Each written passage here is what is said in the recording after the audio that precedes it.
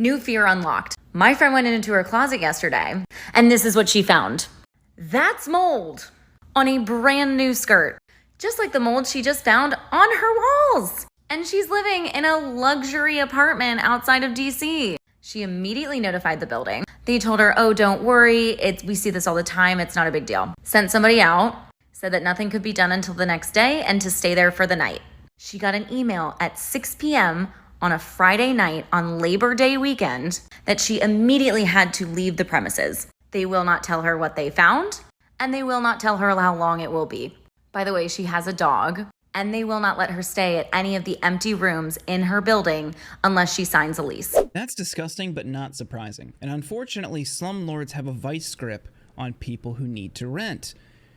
It underscores the importance that you need to have strong renter protections and tenant protections in your area. There are a ton of communities who have instituted a renter's bill of rights, and you should have one in your area as well. In addition to protecting you against things like this is basically negligence and a careless disregard for the renter. It also can help you protect against high rent increases. And that's something that people all over the country are really struggling with. Median rent prices in this country have risen around 150% from 1985 until 2020.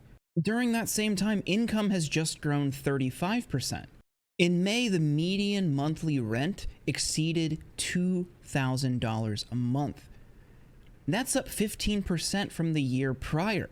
Most people did not see wage increases of 15% year over year. And in some cases, some people saw their wages reduced because of inflation. So people are really struggling to make ends meet and therefore struggling to pay their rent. Over half of all apartment homes and the people within them are spending more than 30% of their income on their rent. And that is totally unsustainable. And it gets even worse. Around 23 million people in this country spend more than half of their income on their rent because it's gotten so high. It's what you call cost burdened. And that's not a situation people should be in. How are you going to get set up for a better life or even own a home when you're spending over half your income on rent? That's egregious. In addition to landlord greed, part of the problem is private equity and investors.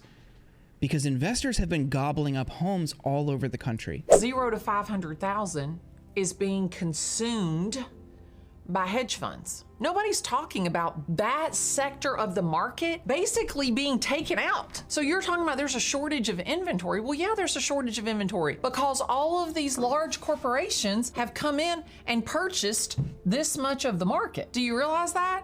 Like, do you get that? Around a quarter of all single-family homes purchased in 2021 were by private investors.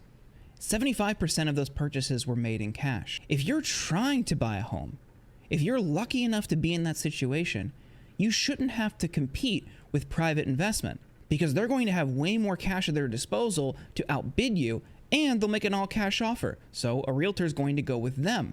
That's a totally lopsided playing field. And what they're doing is they're gobbling up all these homes, turning them into rental units and driving up the price of rent. So people all over the country are victims to this corporate greed. This is totally unsustainable. What we need is a national rent control. We need public housing solutions and a massive investment in that at the federal level. Until then, people are going to continue to be price gouged by corporate greed and landlords.